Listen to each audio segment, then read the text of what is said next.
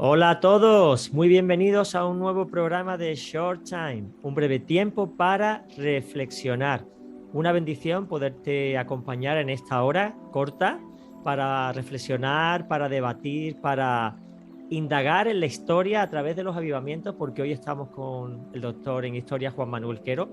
Pero antes deciros que el programa se emite desde el 100.2 de FM en Radio Amanecer Málaga, la sintonía que te acerca a Dios. Emitimos desde el 97.7 de FM, Estéreo Visión Sevilla, la generación de cambio.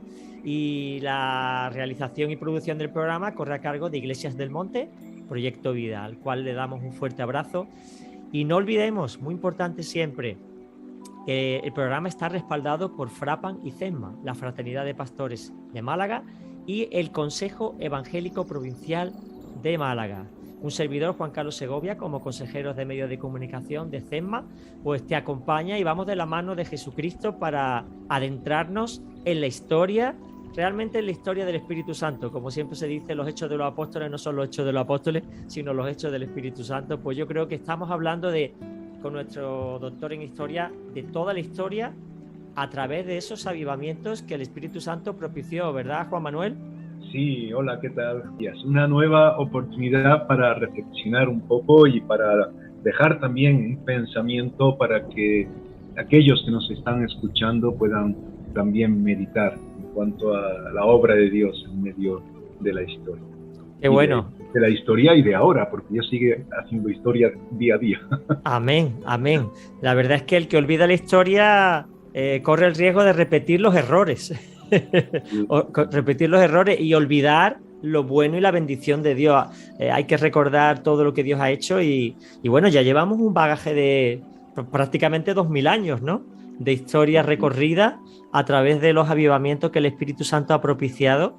Y bueno, queremos deciros que las conclusiones y el desarrollo de lo que hemos hablado en estos programas, que ya creo que van por 14 o 15, se van a plasmar en un libro, ¿verdad, Juan Manuel? Sí, yo espero que dentro de un par de meses ya se pueda publicar, ya pueda estar para distribuirse, que seguramente llevará el mismo título que estamos dando en los programas, la historia del cristianismo a través de los avivamientos. Qué interesante, yo lo quiero. Y me imagino que tú también, que estás escuchando y siguiendo el programa, desearás tenerlo porque la letra nos ayuda a fijar los conocimientos y a repasar lo que se dijo en los programas a lo largo de estos meses para que tú puedas disfrutar de las bendiciones de Dios. Y hoy tenemos un programa que ya nos toca más de cerca, ¿no? Vamos a hablar de las denominaciones evangélicas, algo que a veces confunde mucho por qué hay tanta denominación, tanto lío, pero hasta en eso el avivamiento del Espíritu Santo tiene que ver, ¿no? El Señor actúa a través de todas estas cosas, ¿verdad? Efectivamente, en realidad las denominaciones evangélicas o protestantes, como también se les suele llamar, surgen en el contexto del avivamiento. Normalmente es así.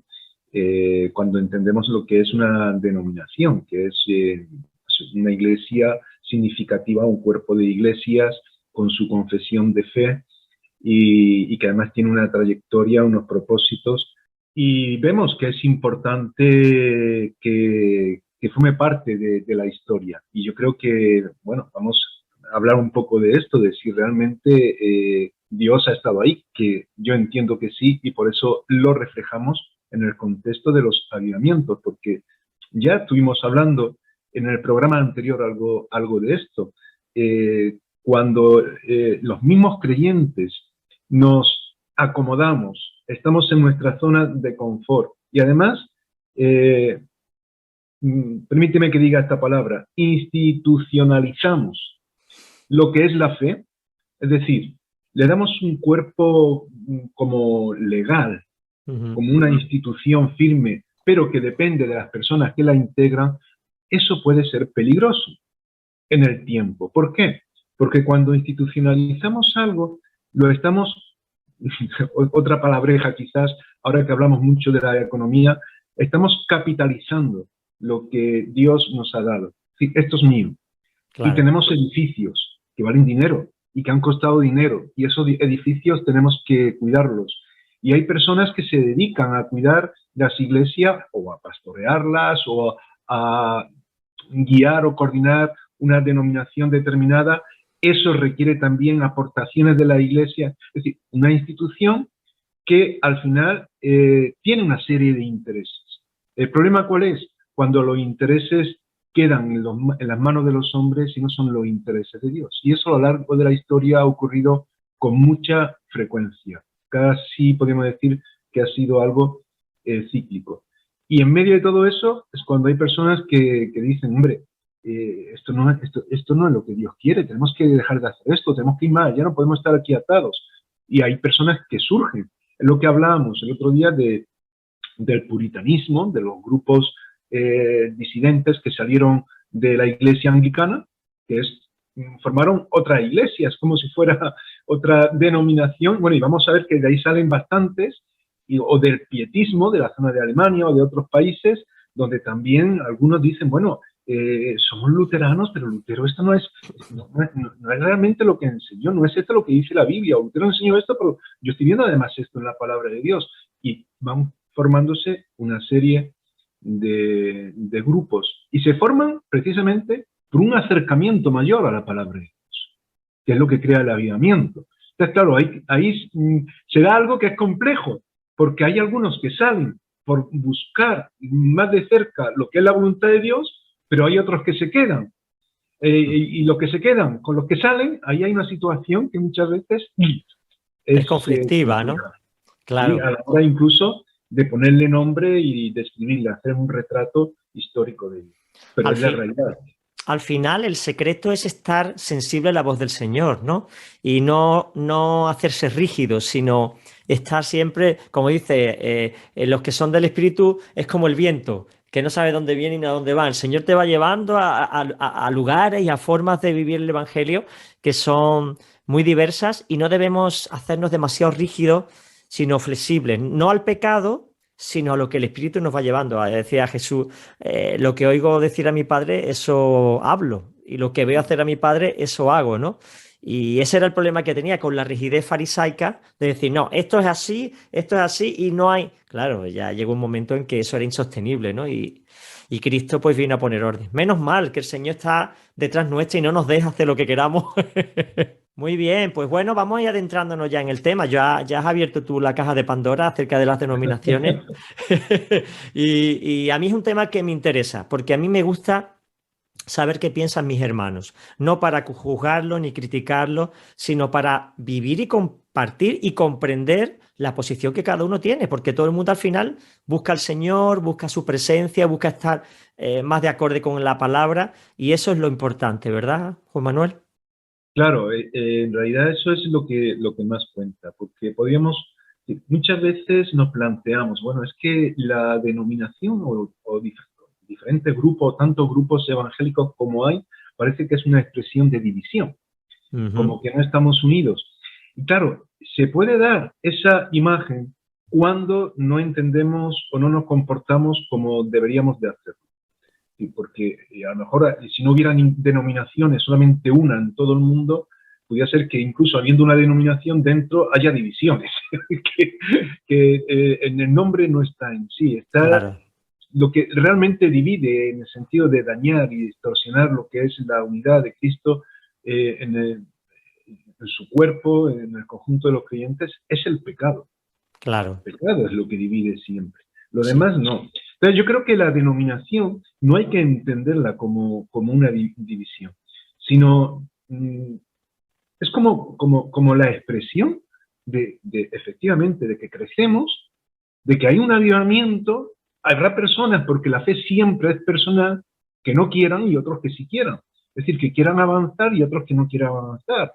Habrá personas que quieran quedarse en una situación, o que incluso, yo no sé si se habrán quedado simplemente con el nombre de una religión, pero no con el Señor. Eso también se da muchas veces. Asumir una religiosidad, pues eso, el nombre de una confesión de fe, pero no el espíritu, no la vida, ¿no? Entonces, claro, cuando Dios que es real y que está vivo y nos pide que avancemos, que vayamos por aquí y por allá, cuando uno no avanza y otros avanzan, lo que está ocurriendo es que, claro, ahí hay cambios, hay crecimiento, hay avivamiento. Además, yo lo entendería, yo me acuerdo cuando de recién convertido incluso veía que, claro, era diferente a la Iglesia Católica, que es una, y que, y bueno, no me hablo ahora de la Iglesia Católica, No. pero yo venía del contexto católico, que la Iglesia es una, ¿cómo que hay otra, y hay otra, y tal, tal, tal? Y bueno, pero y son diferentes, se organizan de manera distinta. Entonces, claro, a mí me acuerdo un hermano que me decía, Juan Manuel, mira, eso es como la familia. Sí, la familia pues tiene hijos. Los hijos se casan y se van a vivir a otra casa y organizan su casa a su manera también, porque, bueno, pues de alguna forma es así. Y somos una familia. Ahora, lo que es importante en medio de todo esto es el respeto. Es lo que tú estabas diciendo, Juan Carlos, que nos queramos, nos respetemos, a pesar de las diferencias que podamos tener. Porque incluso nuestros hijos, cuando se van a vivir a otro sitio, a lo mejor nosotros nos llevaríamos la casa como la llevan ellos. Claro. Pero hay que respetarlo y crear puentes de amor y de acercamiento. Entonces, bueno, yo creo, a veces somos dados, no sé qué piensas tú, pero a veces somos dados a mirar los errores, a lo mejor de un grupo, de una denominación, de una manera demasiado enfática. Porque efectivamente, cuando hay un avivamiento, hablábamos algo de esto el otro día, y hay personas que siguen ese avivamiento, pues marcan una diferencia con otros. Y eso, para explicarlo, pues hace muchas veces una confesión de fe, o se dice, mira, yo que creo esto y esto, pero no creo en esto. Y por eso formo parte de este proyecto. Pero claro, cuando eso es así, algunos dicen, ¿y tú por qué no crees en esto? ¿Por qué crees esto? A mí no me parece bien y tal. Y quizá la postura debería ser diferente. ¿Qué es lo que tiene mi hermano, mis hermanos, otra iglesia u otra denominación que es bueno y que yo no tengo? Efectivamente. Efectivamente. Porque eso nos ayudaría a sumar y a tener una relación distinta. Por ejemplo, yo me he criado siempre en vengo de un contexto católico, ya después si quieres explicaré un poquito el contexto histórico de nuestra iglesia, pero era más bien carismático, ¿no? Donde el Espíritu Santo se movía, donde había dones. Y a veces había prejuicios contra los hermanos bautistas. Y yo decía, pues que sepáis que todos los comentarios que tenemos y donde estudiamos son bautistas. Así que dejaros de tonterías, porque sin ellos estaríamos cojos. Entonces, nos necesitamos. Es que lo peor que puede haber en un grupo es la uniformidad. Eso anula la personalidad, anula la libertad de expresión. Y lo maravilloso es que en la pastoral y en las iglesias, habiendo distinta idiosincrasia, haya respeto, haya armonía, haya amor. ¿Cómo es posible? Porque el mismo Espíritu Santo es el que habita en cada uno de nosotros. Es el que da unidad y el que da armonía dentro de un cuerpo tan dispar. Eso es lo bonito, porque el ojo no es igual que el dedo. Son distintos, en esencia son distintos completamente, pero están regidos por el mismo patrón que el cerebro, ¿no? Así el Espíritu Santo, Cristo a través del Espíritu coordina todo el cuerpo, y a mí me encanta que haya denominaciones, me encanta, porque eso enriquece a la iglesia. Pero fíjate, Juan Carlos, que es que la unidad se tiene que dar necesariamente en la diversidad, porque si no fuera así, no hay que hablar de unidad. Porque, ¿para qué? Si no hay cosas diferentes que vas a unir, no hace falta unir nada. Claro. Sería una contradicción. Y hay personas que quieren mantener la unidad, pero lo que quieren es mantener su criterio, nada más. Claro. Y que todos sean como ellos. Eso no es unidad. Eso es una perspectiva egoísta en la forma de pensar. Y cuando Jesús decía que sean uno, como tú y yo somos uno, está hablando de algo diferente. Está hablando de ese acercamiento amoroso en Cristo, que es el que... Porque la unidad no la da Cristo. Y nosotros lo que debemos de tener es, pues eso, debemos de cuidarla, aplicando todo lo que el Señor nos ha enseñado, de lo que estábamos hablando. Sí, la humildad es muy importante. El texto que dice considerar a los demás como superiores a vosotros mismos es muy, muy, muy importante. El problema es cuando perdemos de vista eso y entramos en un orgullo espiritual donde pensamos que ya no otra denominación, sino otra congregación, que es que somos la mejor. Es que nosotros tenemos una doctrina, tenemos unos valores, tenemos unos dones que... A mí me da pánico eso, pánico. Tenemos que entender que seguro que otra denominación o otra congregación tiene cosas que nos superan. Y eso Sí. nos tiene que dar a entender de que todos tienen un valor añadido y que juntos formamos la iglesia del Señor, porque al final no va a haber dos iglesias, va a haber un solo cuerpo para una sola cabeza, que es Cristo. Y ya que tenemos las bases de lo que las denominaciones, que es verdad que los avivamientos han hecho que haya una diversidad de denominaciones que enriquecen a la iglesia, ¿cuáles son las más destacadas? Constantemente el pueblo de Dios va creciendo y se va formando pues nuevas iglesias y nuevos grupos. Y es como debe de ser, tenemos que estar creciendo. No vivimos en el pasado, seguimos a Dios en un presente recogiendo todo lo que también Dios nos ha dado. Entonces, bueno, a mí me gustaría que pudiéramos comenzar hablando ya que de la más importante, es que claro, esto es un poco resbaladizo, porque no es que haya una denominación más importante que otra, pero bueno, históricamente hay algunas que son muy conocidas y luego hay otras que se han ido formando y, como digo, todavía se están formando. Pero hablando de la historia, en los alineamientos que se han ido dando, dentro de los grupos disidentes de la Iglesia Anglicana, que es muy curioso, pero es que mucho del protestantismo que tenemos en el mundo surge de, de la Iglesia Anglicana, a pesar de que la Iglesia Anglicana tuvo un inicio un poco extraño, pero Dios usa las cosas a veces de esta... Una pregunta, ¿la iglesia anglicana se considera evangélica o no? Porque ahí hay una Sí, confusión también sí, de sí, muchas personas. se considera protestante, de hecho, claro, lo que ocurre es el modelo de la Iglesia Anglicana, ese es sería otro tema, ¿no? Porque dentro de la Iglesia Anglicana está lo que es la Iglesia alta, la Iglesia baja es más afín a todo lo que tiene que... Nosotros entendemos más como la Iglesia evangélica. La alta es más institucional, como estábamos comentando también al principio, con una serie de normativas y demás, que en fin, es diferente a la Iglesia católica. La palabra de Dios es crucial, es básica, y de hecho tiene que ver con el surgimiento también del desarrollo de la Iglesia anglicana, aunque surgiera con Enrique VIII por todo el problema que hubo con sus matrimonios y todo esto, pero luego en realidad la palabra de Dios estaba predicando en Inglaterra y empezó a llegar a las manos de la iglesia que se estaba formando y formó parte del movimiento protestante.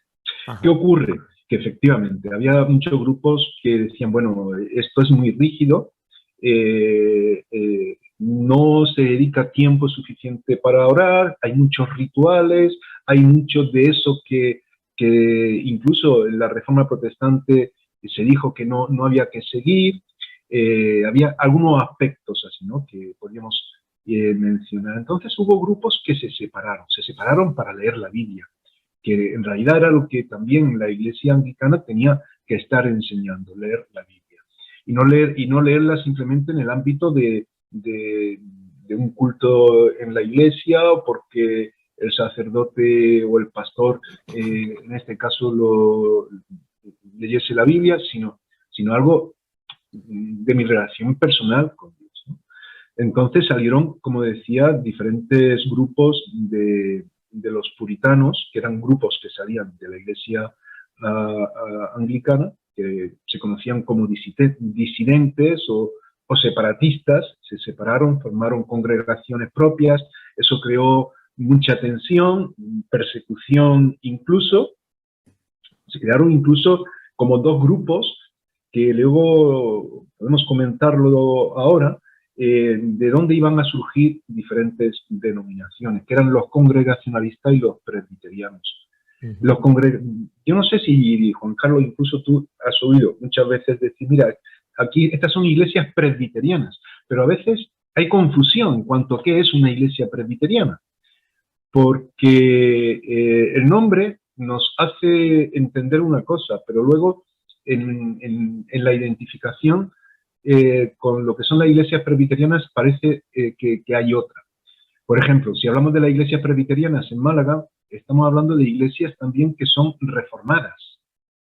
¿Qué Ajá. significa reformadas? Porque vienen del tiempo de la Reforma, con un énfasis muy fuerte de algunos teólogos de la Reforma, bien sea Lutero, bien sea Calvino, especialmente Calvino.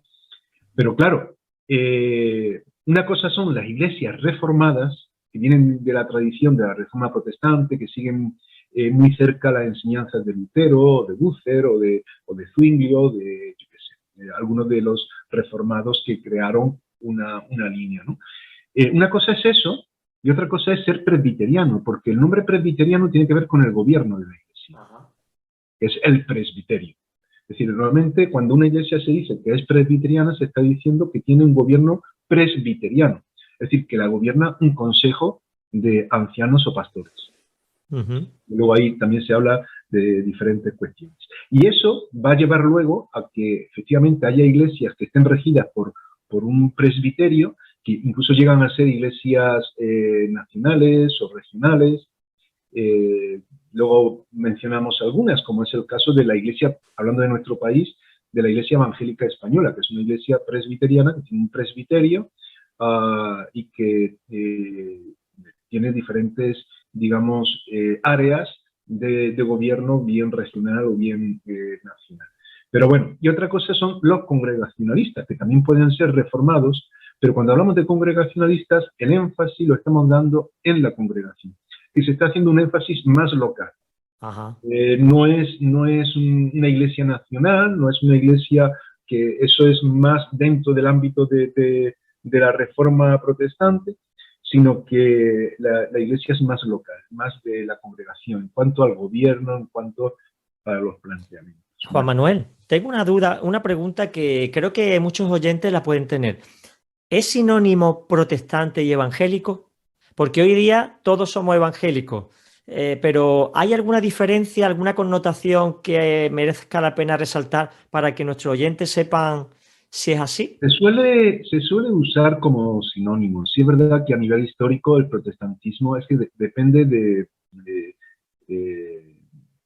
cómo quieras usar los nombres. El otro día hablábamos de cuando empieza a utilizarse más el nombre de evangélico, que sería en un tiempo determinado, y el nombre de protestante también surge en un momento determinado, porque surge cuando hay unos señores, unas personas que quieren protestar, pues, y se utiliza por primera vez ese nombre a raíz de todo lo que estaba ocurriendo en contra de lo que ya se había decidido para dar oportunidad a la reforma que se pudiera establecer.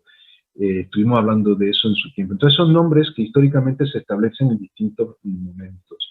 El nombre protestante parece hacer siempre más referencia a lo que estamos hablando, ¿no? De algo más nacional, más estructurado en diferentes lugares del mundo, mientras que evangélico parece hacer referencia a algo más personal, más individual, ¿no? Pero se suele utilizar de forma similar, porque el protestante cree en el evangelio y los evangélicos creemos también en lo que ocurrió en la Reforma protestante como algo que se basaba en la palabra de Dios y que era necesario. Suele estar muy relacionado. Pero sí esto lo hemos estado hablando en diferentes programas, no me quiero parar demasiado porque si no, no nos da tiempo de terminar esto, pero sí que hablamos cuándo comenzamos, por qué y todo lo que se dio cuando se hablaba del protestantismo y cuándo se empezó a hablar de lo que era ser evangélico. Luego mencionaré algo de lo que es el evangelicalismo, que es otra cosa, que me parece también muy interesante.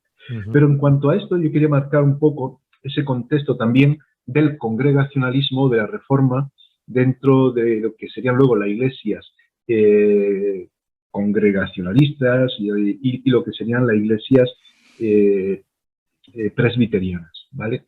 Todas ellas podrían ser reformadas o no, depende. Hay iglesias congregacionales que la congregación decide, intenta estructurar todo en la base del conjunto de los creyentes de una iglesia local, no son de la Reforma protestante, pero hay otras que vienen de la Reforma protestante. Y lo mismo ocurre con los presbiterianos. Hay iglesias presbiterianas que son protestantes y otras que no.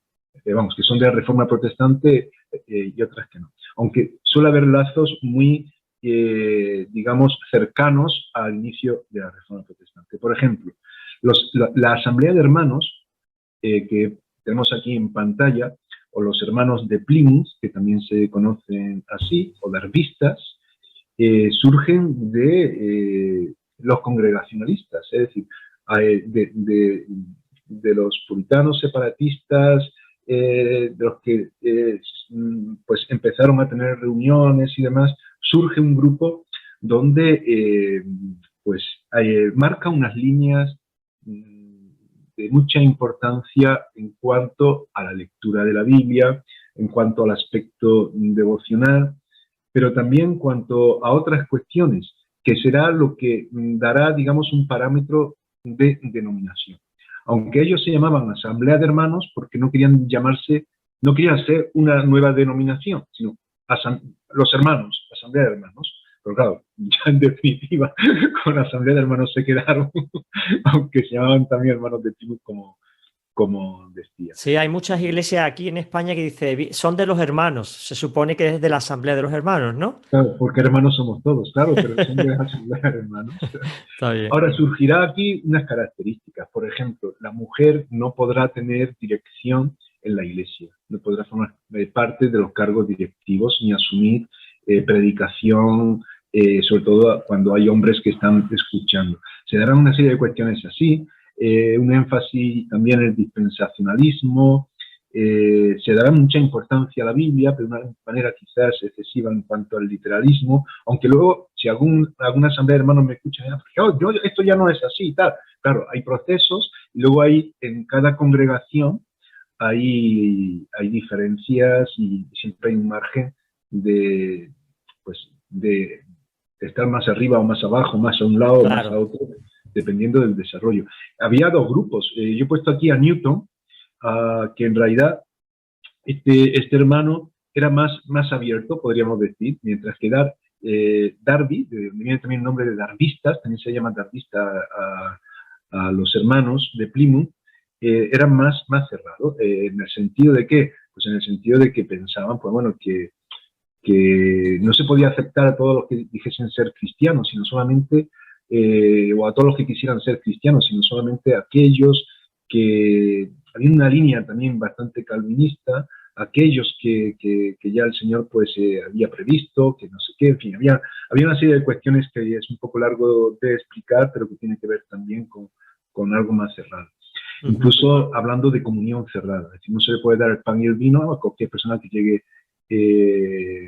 a la iglesia, sino a los que son de nuestra iglesia nada más. Bueno, Newton en este caso era más abierto y eso creó también una forma de entender las cosas distinta dentro de la misma Asamblea de Hermanos. Un personaje que he puesto que me parece muy interesante de Asamblea de Hermanos es George Muller. No sé si te suena, él destacó por su empeño de cuidar sobre todo a los niños, a las personas más desfavorecidas, pero sobre todo a los niños. Y él junto a su mujer, Muller y Groves, era su mujer, pues abrieron su casa para atender niños. Veían la necesidad que existía, ¿no? Y dentro de esta línea de dar importancia al Evangelio y de aplicarlo, se formaron orfanatos en muchos sitios dentro de los hermanos de Plymouth. Qué bueno. Luego hay otros, ¿cómo te diría yo? Hay otras muchas iglesias que van a surgir dentro de las iglesias que hay muchas denominaciones que salen dentro de lo que serían estas iglesias disidentes o pietistas o puritanas que salen de Inglaterra y de otros lugares. Y en realidad es que cuando hablamos de iglesias reformadas, porque claro, estamos hablando de muchas de estas iglesias disidentes en sí que se seguirán manteniendo en el tiempo y decimos, son iglesias reformadas. En realidad, más que una denominación, parece como un movimiento. ¿Por qué? Pues porque engloban muchas iglesias a lo largo del tiempo que son diferentes. Por ejemplo, tú fíjate, yo no sé si tú sabías, imagino que sí, porque en Málaga hay también. Hay bautistas, que ahora veremos que vienen de un momento determinado, que son bautistas reformados. Y bautistas, que fíjate que ponen mucho énfasis y de ahí le viene el nombre de bautizar a adultos nada más y por inmersión, pero hay bautistas que son paidobautistas, es decir, que bautizan niños y que son bautistas reformados. Hay dentro del movimiento reformado iglesias que son muy liberales y hay otras que son muy fundamentalistas. O sea, hay unos contrastes grandes, ¿no? Dentro de lo que parecía ser homogéneo, hay unos contrastes. Dentro de lo que son las iglesias reformadas hay mucho contraste. Y al final también, lo cierto es que al final luego hay un acercamiento muy, como diría yo, muy de buscar unidad entre todos a pesar de la diferencia. Incluso hubo, precisamente por todas las iglesias que se estaban formando, y el sentir de la iglesia reformada es buscar más una iglesia, no tantas, que se llegó a un acuerdo que se llamaba el Acuerdo de Leeuwenberg, y que marcaría la diferencia, bueno, más que marcar la diferencia, lo que buscaba, a pesar de que fue un acuerdo entre luterano y calvinistas, pero luterano y calvinista abarcaban muchas iglesias reformadas, con la idea de tener una sola iglesia y que no hubiese tantas iglesias. Al final se organizarían como iglesias nacionales, regionales, y de hecho las iglesias reformadas llegarán incluso a organizarse a nivel no solamente nacional, sino mundial. Tú fíjate, yo tengo aquí el nombre de diferentes organizaciones mundiales, como sería el Concilio Ecuménico Reformado, que eso es una organización mundial, Alianza Mundial de Iglesias Reformadas, Comunidad Reformada Mundial, Comunión Mundial de Iglesias Reformadas. Y vemos que las iglesias reformadas tienden a estructurarse de esa manera. Por ejemplo, en España tenemos la Iglesia Evangélica Española. En Málaga tenemos la iglesia que está, por ejemplo, en la más antigua. En calle Ollerías, sí. Ollerías, que es una iglesia presbiteriana que tiene su presbiterio a nivel nacional y demás, y que es una iglesia evangélica española, reformada. Es interesante en este sentido ver que incluso la iglesia evangélica española sirve, porque en cada lugar es diferente cómo se forma, es el conjunto de una serie de iglesias, porque la iglesia evangélica española da a luz de alguna forma o se configura o se constituye con congregaciones que son reformadas, evidentemente, pero que son también presbiterianas, luteranas, metodistas, congregacionalistas, de diferentes tipos, ¿no? Y se van formando en lo que es la Iglesia Evangélica Española. Y luego la Iglesia Evangélica Española formará parte de otras organizaciones mundiales también. Y junto a esta estará la IERE, que la IERE tiene lo que se llama una confesión anglicana, depende de la confesión anglicana. La IERE es la Iglesia Española Reformada Episcopal, que en España está dirigida por un obispo, el obispo Carlos López. Y precisamente surge muy de cerca a la Iglesia Evangélica Española. Yo he puesto aquí a Juan Bautista Cabrera porque él sería quien en el año 1868 presidiría lo que se llamó el Consistorio General de la Iglesia Evangélica Española. Pero luego sería el primer obispo en España de la IERE, de la Iglesia Española, es decir, que caminan en un sentido muy único. Estas son iglesias reformadas.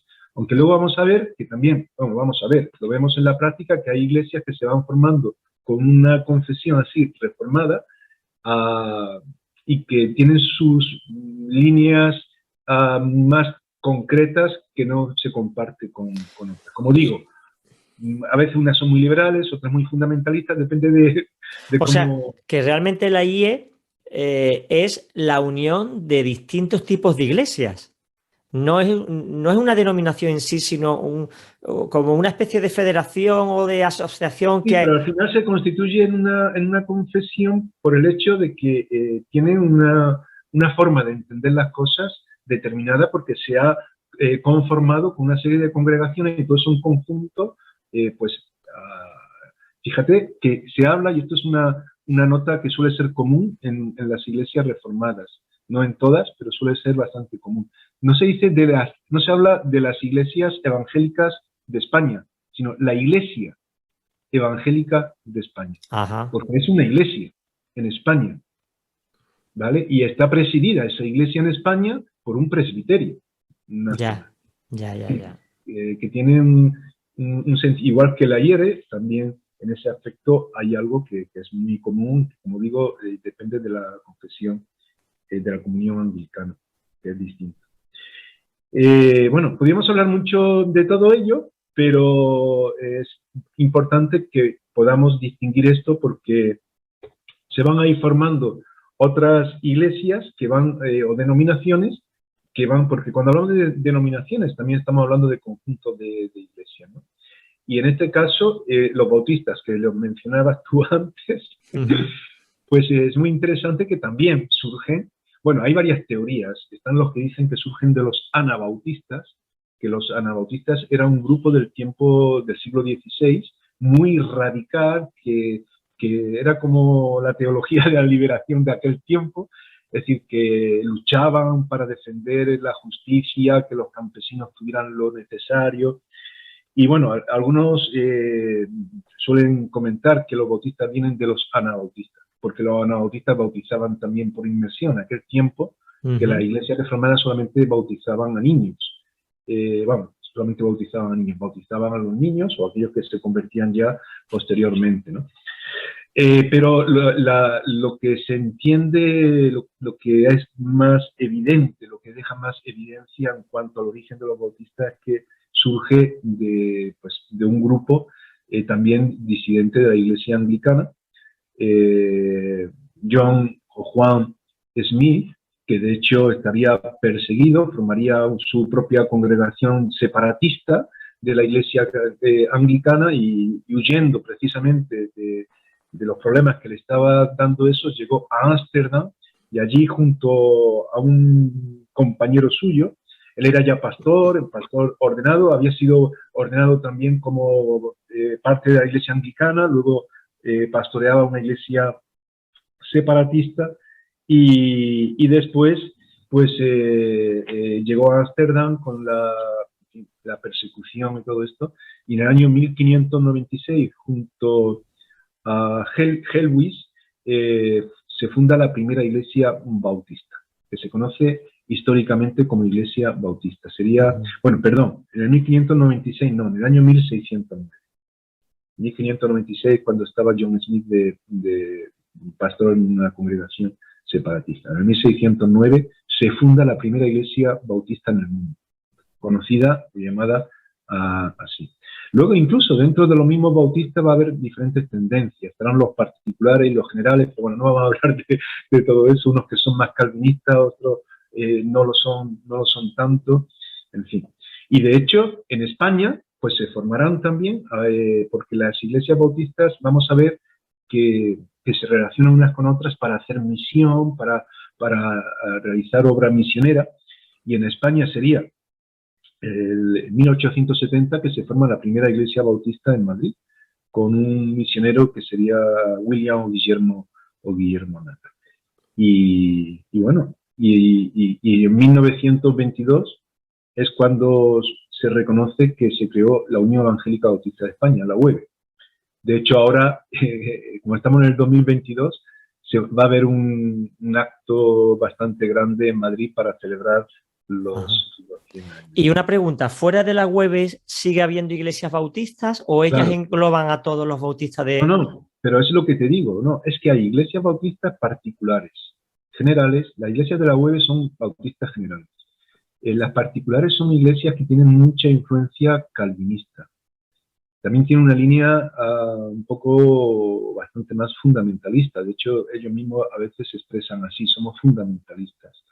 Y fundamentalista en el sentido de dar importancia a una serie de cosas, por ejemplo, que la mujer no puede predicar, igual que con las asambleas de hermanos, tienen en ese sentido algunos aspectos parecidos, aunque contemplan la figura pastoral, mientras que en la asamblea de hermanos es algo diferente, son ancianos y no se contempla una figura pastoral como un pastor que dirige, sino un cuerpo de de ancianos. Y una pregunta, Juan Manuel, disculpa, para que podamos entender un poquito el árbol genealógico. Hablabas tú por un lado de anglicanos, por otro lado de pietistas, unos de origen anglosajón, otros de origen germánico, alemán. Los bautistas, hablabas de los anabaptistas. ¿Los bautistas de cuál de las dos líneas generales vienen? De la De parte los puritanos, de ingleses. ingleses, ¿no? Vale. Vale. Y bueno, podríamos hablar, pero luego se forman iglesias bautistas independientes, que curiosamente se llaman iglesias bautistas libres, pero suelen ser las que son, digamos, más independientes, que se relacionan menos en ese sentido. De hecho, bueno, yo creo que en Málaga hay varias también, con algunas tenemos acercamiento, gracias a Dios, en la fraternidad de pastores, y eso está bien. Pero hay líneas que son algo distintas en su forma por ejemplo, la FIEIDE es Federación de Iglesias Independientes de España, ¿no? ¿Son bautistas estas iglesias? Sí, la línea es bautista, la línea es bautista. Lo que ocurre es que es un poco largo para explicar todo eso cuando en España, cuando se constituye la UEB, se cuenta con un apoyo también del exterior, de los bautistas del sur de Estados Unidos. Y por otro lado, había una serie de iglesias que formaban parte de la misión evangélica de España, que estaban en Valdepeñas y que aglutinaba a otras iglesias. Y el respaldo que dieron desde Estados Unidos no se lo dieron a todas las iglesias de esta misión. Entonces, unas se quedaron sin formar parte de la UED, otras se constituyeron como Unión Evangélica Bautista de España. Luego hubo una iglesia que salieron de esa unión, de la UEB, y se volverían con esta misión y al final se formaría la Federación de Entidades Evangélicas Independientes de España, que sería la FIEIDE. Pero su núcleo es muy bautista, aunque también tiene un componente significativo de asamblea de hermanos. Muy bien, gracias por la explicación. Y luego, bueno, en esa línea vamos a encontrarnos con otros nombres que nos pueden sonar, por ejemplo, los cuáqueros. Suena a película del oeste, Juan Manuel, sinceramente. Claro, porque su ímpetu se da especialmente en Estados Unidos, ahí donde se desarrolla más. Y además tiene un componente misionero en su origen muy, muy fuerte. Surgiría con George Fox, que con una línea ellos eran muy contrarios a todo lo que era un ritual, a todo lo que era profesión. Pensaban que Dios iluminaba a las personas interiormente, que no se necesitaba a alguien que estuviese guiando. En fin, pero sobre todo se van a caracterizar por ir en contra de la guerra, de la esclavitud. Será de los primeros que rechazarán la esclavitud de frente. Hablarán de aspectos más democráticos. Incluso, bueno, hay anécdotas porque muchos de ellos fueron condenados a muerte por no encarcelados y demás, por no respetar las leyes de su tiempo, porque cuando se les pedía algo, ellos decían, eso viene en la Biblia, y si no viene, pues yo no lo hago. Ese es el planteamiento, ¿no? Pues claro, incluso rechazaban la autoridad de un juez, y ¿usted quién es? Ya. Creo que parte de la Biblia era un plan así, ¿no? Pero fíjate si tuvo importancia que uno de los predicadores más significativos en Estados Unidos sería William Penn, que sería quien, bueno, su nombre, no sé si te suena algo, porque sería el nombre que se daría al estado de Pensilvania. Anda, fíjate. Estados Unidos sería de alguna manera fundado, él influyó mucho para la fundación de ello, incluso luego para la constitución de los Estados Unidos también se inspiraría en parte en los escritos de William Penn. Qué interesante. Los cuáqueros.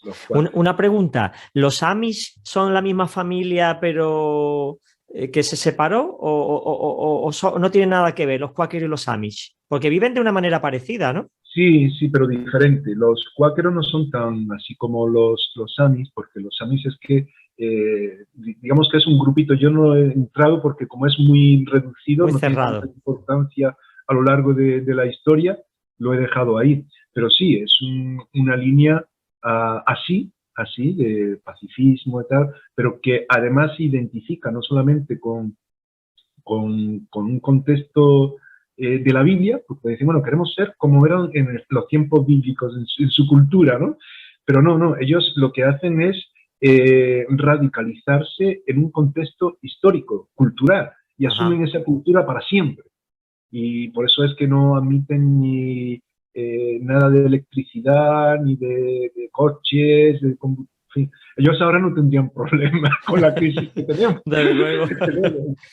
Como que sí con otras cosas. Muy bien. Pero bueno, sería algo distinto, sí. ¿Qué más podríamos hablar? Mira, el Ejército de Salvación me parece también muy interesante porque en realidad viene a ser una denominación también. De hecho, creo que había puesto aquí algo en pantalla. Bueno, aquí me he saltado los cuáqueros, que de hecho el nombre de cuáqueros viene de quaker, del inglés, que significa los tembladores. Porque Fox decía que había que temblar con la palabra de Dios. Incluso se habla de que el Espíritu Santo te hacía temblar y demás. Y de ahí viene el nombre de Quaker. Hay hasta una marca, no sé si es de algún producto de alimentación que se llama Quaker, inglés. Puede ser. Y tiene hasta una imagen así, no sé si tiene, pero es interesante, los tembladores. Los tembladores. Fíjate que el Ejército de Salvación, que es muy conocido hoy día también, en su reparto de Nuevos Testamentos y demás, surgió como al principio se llamaba Asociación Cristiana de Avivamiento. Y surge también ese contexto inglés que estamos comentando de los separatistas, de todo esto, ¿no? Es muy, muy curioso porque en este caso William y su mujer, porque a veces no hablamos de las mujeres y la mujer estaba al mismo nivel que él, tuvieron un llamamiento especial para servir a la población más vulnerable, más decaída de Inglaterra. Porque veían a todas las personas empobrecidas y no entendían cómo la iglesia anglicana, incluso las diferentes iglesias, no hacían algunas, porque el evangelio era cuidar a esas personas. Entonces, comenzaron a tener, pues eso, un acercamiento a todas las personas que estaban con problemas, estaban marginadas, alcohólicos, personas que estaban en la prostitución. Asumieron una labor especial para compartir el evangelio con todos ellos. Y ellos no querían formar otra iglesia, simplemente tener una labor así. Pero bueno, de hecho ellos se congregan, aunque no se definen como iglesia, pero tienen sus reuniones y demás. Bueno, en aquel tiempo se hablaba de que había muchas revueltas en contra de ellos, porque la gente dejaba de ir a beber a los bares y claro, la gente veía que perdían dinero y dicen que cuando se reunían le echaban ratas vivas, le echaban cosas así y basura y cosas podridas a sus reuniones para estorbarles y molestarles. Pero así también surge en medio de este avivamiento, de hecho así se llamaba Asociación Cristiana de Avivamiento, el Ejército de Salvación, en el año 1860. ¿Esto fue en Estados Unidos? Esto fue en Inglaterra también. Inglaterra también. Luego la Iglesia de Cristo es otra denominación. No sé si has oído hablar de la Iglesia de Cristo. Sí, a mí me suena lo de yo soy de Apolo, yo de Pedro y yo de Jesús. Bueno, la Iglesia en realidad se llamaba inicialmente, o se llaman, luego va a surgir de ahí la Iglesia de Cristo, los discípulos de Cristo.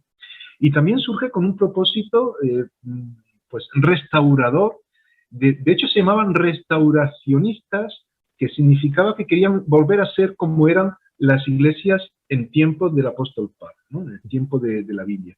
Y va a surgir con unos presbiterianos, con Stone y Campbell, que te lo voy a poner aquí, que tengo otra pantalla, por lo menos a Campbell lo tengo, que ellos querían tener una sola iglesia. Ya había muchas denominaciones, que si los bautistas, que si tal, que si cual, y no, tenemos que formar una sola iglesia. Pero en realidad lo que hacen es que todas las personas que no se estaban reuniendo en ningún sitio forman la iglesia que se llamaría discípulos de Cristo. Tendrían una línea un tanto especial, pero buscaban ser una sola iglesia. Y de esta iglesia surgiría la Iglesia de Cristo, que se deriva de ahí, que en España también tenemos la Iglesia de Cristo, que surgirá con Antonio Monroy en el año 1964, que precisamente estando en Estados Unidos, él ve el movimiento restauracionista allí y lo trae a España y comienza también con alguna iglesia que conocía,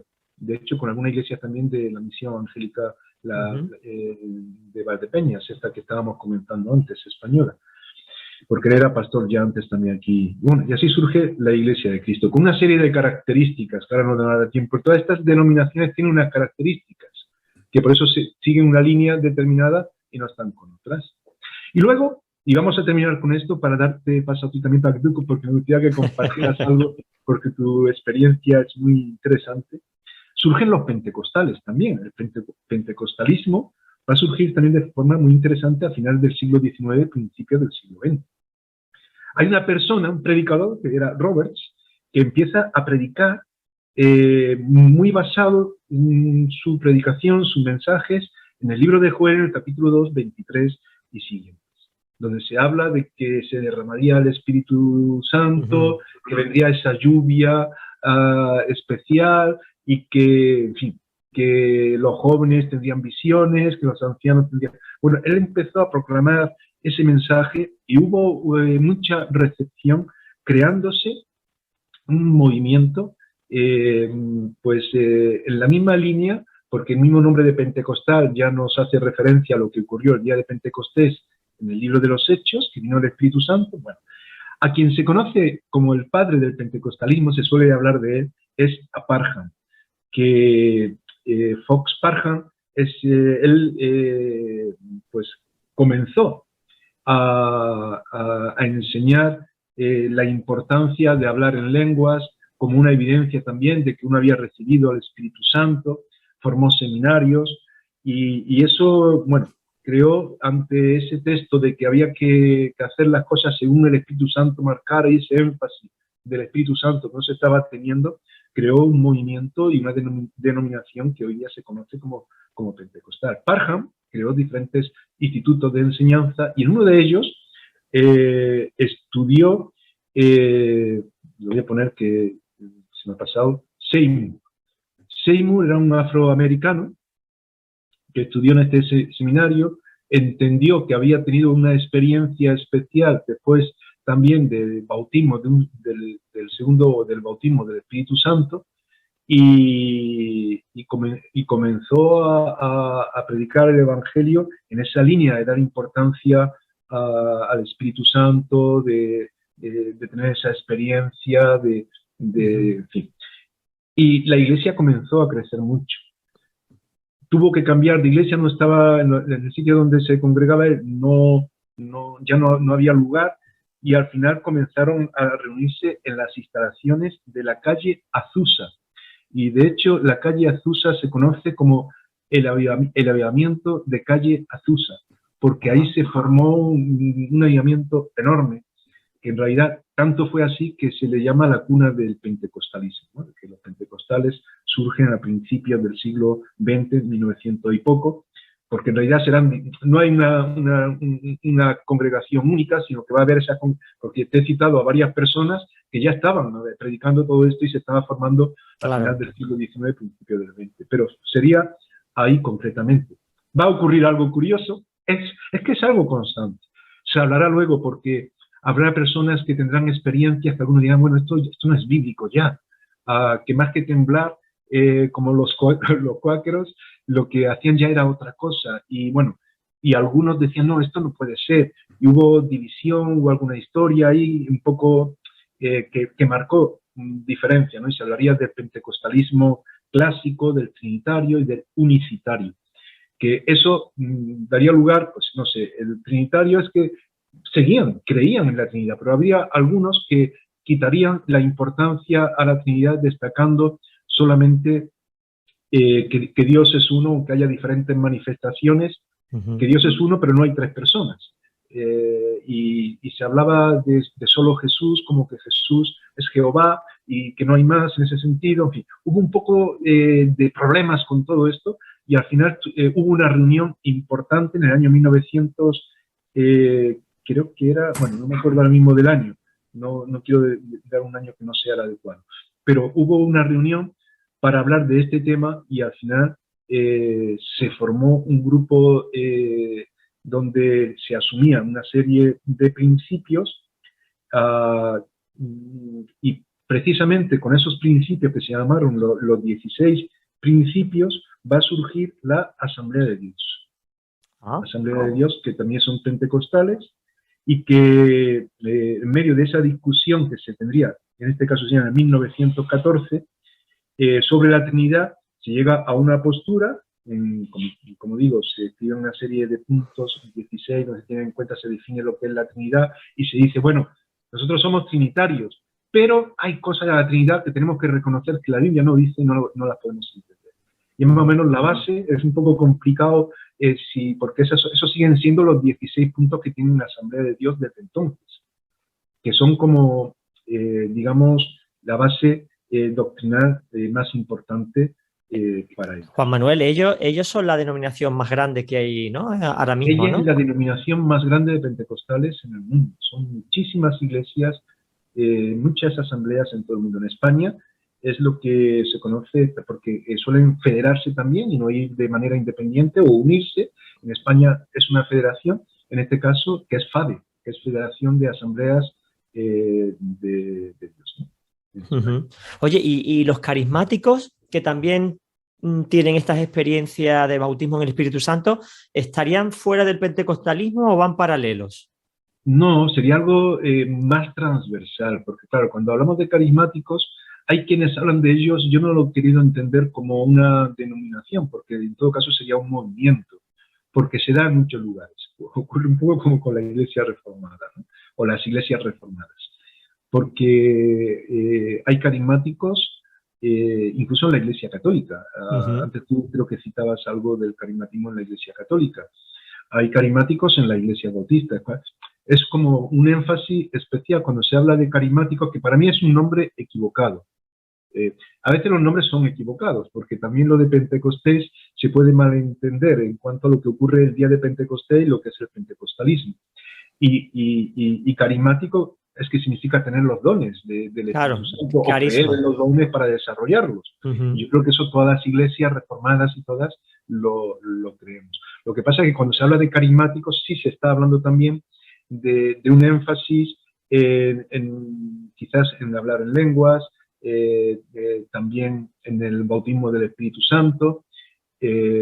Como, claro, cuando hablamos del bautismo del Espíritu Santo, también es algo común a todos los evangélicos, pero las iglesias pentecostales y en ese sentido carismáticos, que ya digo, es un poco complicado definirlos así, está marcando el bautismo del Espíritu Santo como una segunda experiencia.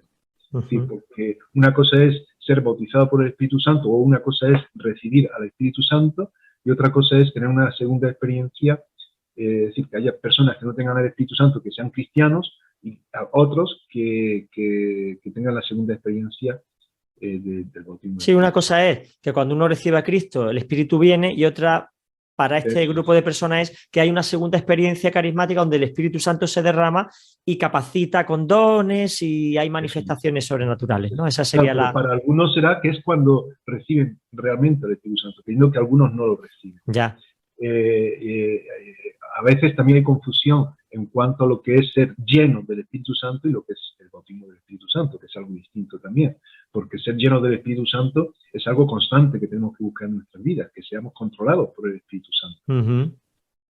Bueno, eso es un tema concreto. Sí. Pero claro, dentro del carismatismo puede haber bautistas carismáticos, puede haber asamblea de hermanos carismáticos, puede haber iglesias de Cristo, etcétera, etcétera, ¿no? Qué bueno. Así al final, después de ver esta amalgama de doctrinal, de posiciones, lo bonito es eso, que la iglesia sigue siendo una, sigue teniendo el mismo Cristo, el mismo Espíritu Santo el que la gobierna, y que tenemos que amarnos, que seamos uno como Él y el Padre son uno. Claro, y entender que todo esto surge en el avivamiento, en el deseo de servir al Señor. Entonces, bueno, respetarnos, complementarnos, querernos y proclamar el Evangelio, porque ahí es donde está la unidad. En España también se formarán otras muchas iglesias pentecostales, porque tendremos también iglesias incluso independientes que surgen y se identifican como pentecostales. Pero también tenemos la FIAPE, que es la Federación de Iglesias Apostólicas Pentecostales de España. Y después, y la de iglesias independientes que habrá que no pertenecen a ninguna denominación. No, claro, pero por eso. Y van caminando, yo creo que se va formando y eso lo va guiando el Señor a su manera, ¿no? Y tenemos que aprender, tenemos que estar dispuestos a reconocer nuestros errores y demás. Porque claro. Tú fíjate, antes hablaba que también, a mí me gusta, no voy a entrar en la explicación del concepto porque hay quienes les dan un significado distinto. Pero yo prefiero hablar de cuando hay personas que simplemente leyendo la Biblia, porque a lo mejor uno se convierte en una iglesia bautista o una asamblea de hermanos y sigue en la iglesia bautista, asamblea de hermanos, se ha convertido allí. Pero a lo mejor te llega una Biblia, nadie te ha hablado nada, tú lees la Biblia y te conviertes. Eso es lo que yo llamo evangelicalismo. Es decir, personas que surgen y nadie les ha predicado, sino se han encontrado con la palabra de Dios y su vida ha sido transformada. Y así también se han formado otra iglesia. Y yo creo que vosotros tenéis una experiencia en cuanto a eso. Por eso lo decía. Eso en nuestro caso, y no sabía ni que existiera el evangelicalismo. Bueno, yo, sí.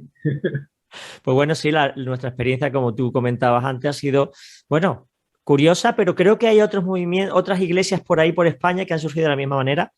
En los años 70, digamos, un grupo de adolescentes pertenecían a una parroquia católica, La Amargura, y estaban muy implicados en la actividad con los jóvenes, participaban en las misas diarias, había un compromiso que era extraño para jóvenes de esa edad, pero había una inquietud. Dios estaba despertando en el corazón ese anhelo de buscarlo.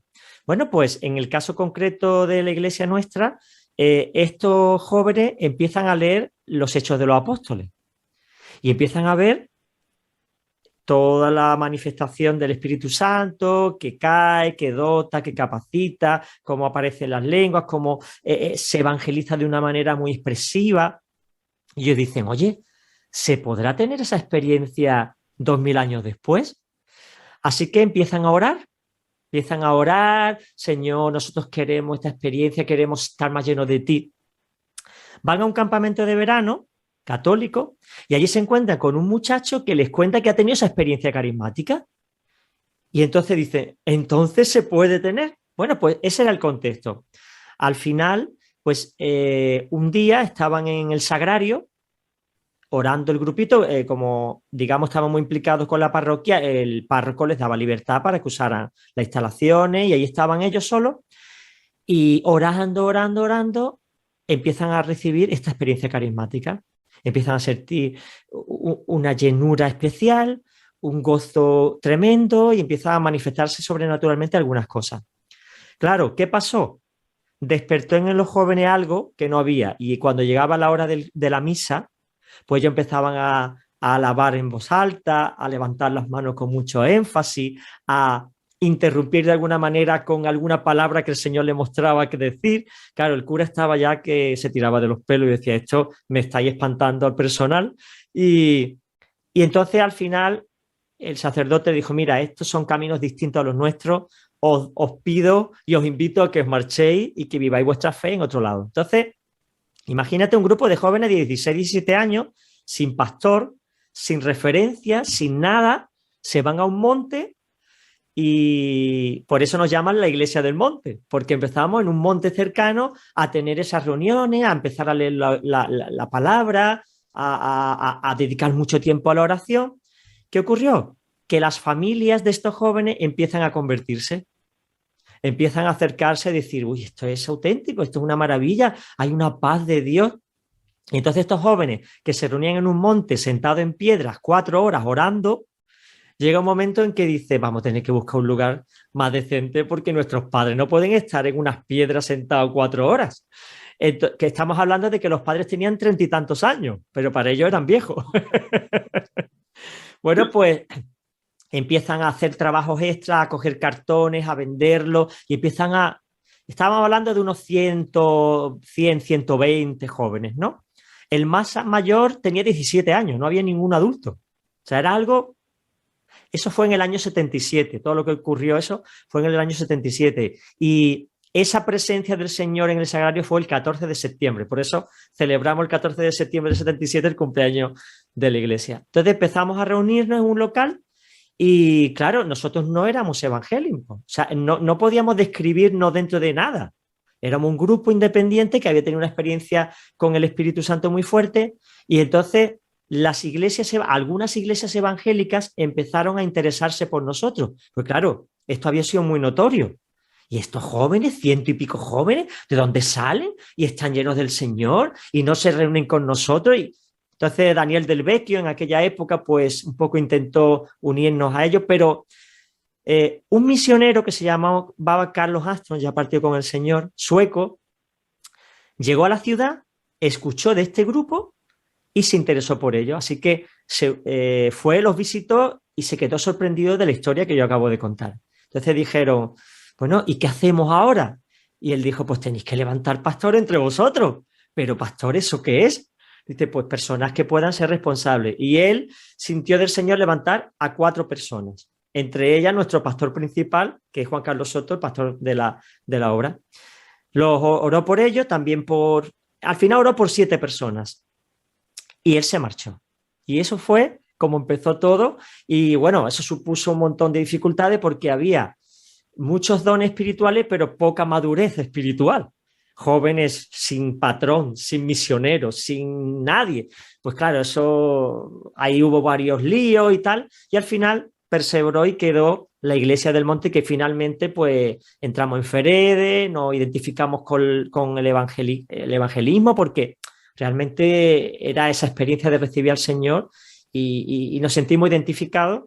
Y bueno, hoy día somos ya 8 congregaciones que seguimos creciendo y ya llevamos 44 años de que empezó aquello. Y bueno, esa ha sido nuestra experiencia y nosotros tenemos, cuando escuchamos entre los hermanos hablando de Lutero, hablando del protestante, nosotros realmente no hemos venido de ese contexto. O sea, realmente no teníamos ni idea de eso. Veníamos de un contexto católico que evidentemente ni se menciona Lutero ni nada que tenga que ver con la reforma protestante. Así que todo eso ha sido un aprendizaje posterior. Cuando hemos entrado en contacto, hemos estudiado teología, hemos hecho diplomatura o licenciatura, hemos recibido un poco mejor el mensaje de Lutero, de las 95 tesis, todo lo que supuso esa revolución hasta nuestros tiempos. Así que en nuestro caso ha sido, y seguimos independientes, no pertenecemos a ninguna denominación. Y cuando nos preguntan, ¿y vosotros qué sois? ¿Pentecostales, carismáticos? Y sinceramente no sabemos. Sí sabéis, soy la Iglesia del Monte. Amén. Tengo unas características, claro, porque al final es así. Sí. Y es como se han ido formando las denominaciones a lo largo del tiempo, con características distintas, pero ya desde la Reforma Protestante, pues algunos salieron de la Iglesia Católica, claro, otros saldrían de las iglesias luteranas o de otra iglesia o de la Iglesia Anglicana, que hemos dicho que ha tenido un peso significativo. Y es la obra del Espíritu Santo. Entonces, por eso yo creo que es bueno poder entender no solamente las denominaciones como un grupo aparte, sino como una expresión de la marcha de la obra de Dios y querernos, amarnos, decir, este es el pueblo de Dios, amén, estamos en Cristo y caminar, ¿no? Amén, amén, amén.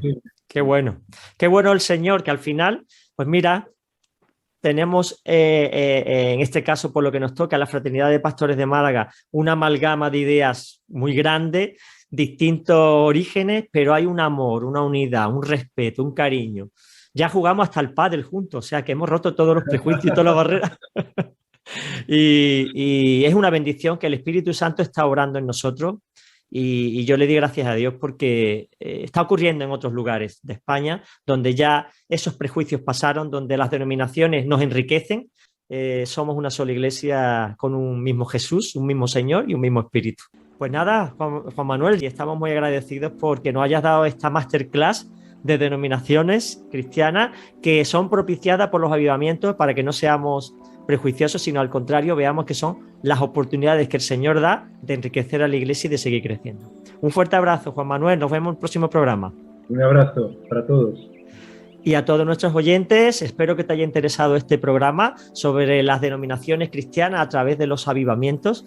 Creo que es muy interesante conocernos y enriquecernos con lo que Dios ha estado haciendo a lo largo del tiempo, que nos sirva para romper prejuicios, para tirar todo aquello que nos sirve y para unirnos más, porque ese es el llamado de Jesús. Que sean uno, como Él y el Padre son uno. Ya sabes que este programa lo puedes ver en el canal de YouTube Iglesia del Monte, Proyecto Vida. Y recuerda, nos vemos la semana que viene en un nuevo programa de Short Time. Un breve tiempo para reflexionar. Un fuerte abrazo.